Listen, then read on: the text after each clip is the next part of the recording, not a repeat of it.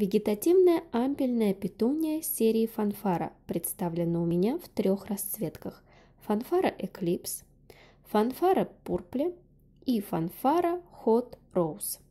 Обладатель очень крупных цветков. Лепесток такой большой, будто бы не помещается в воронку цветка и закручивается волной. При этом ветки не длинные. Растение образует скорее плотную подушку с очень густой листвой и потрясающим количеством цветков.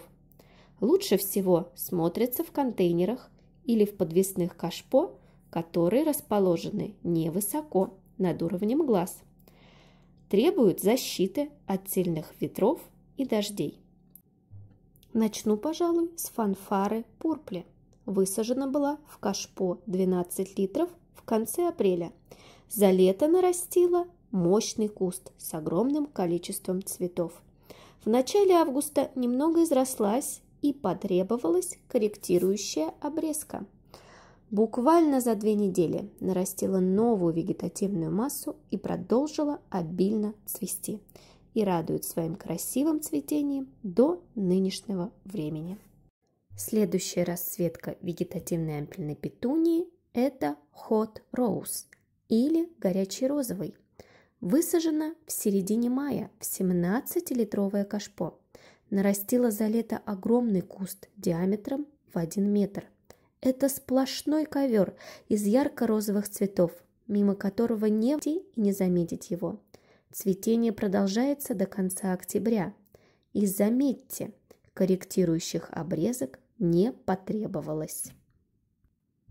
И третий представитель из серии Фанфары – это Фанфара Эклипс. Также растет в 17-литровом кашпо. Невероятно красивый куст. Огромные цветы с двойной окраской. Основной цвет насыщенно свекольно-бордовый и край лепестка молочного цвета. Кайма не имеет одинакового размера. Есть цветы, где кайма отсутствует, а есть с широкой каймой по краю лепестка. Именно это и притягивает взгляд. Корректирующих обрезок не потребовалось. Конец октября. Цвет изменился, но продолжает цвести. Из всех серий вегетативных петуний одна из самых лидирующих – это серия Фанфара. Выбор за вами. После этого видео вы останетесь, конечно, неравнодушны к ней и обязательно закажете эту серию. А сейчас пока-пока!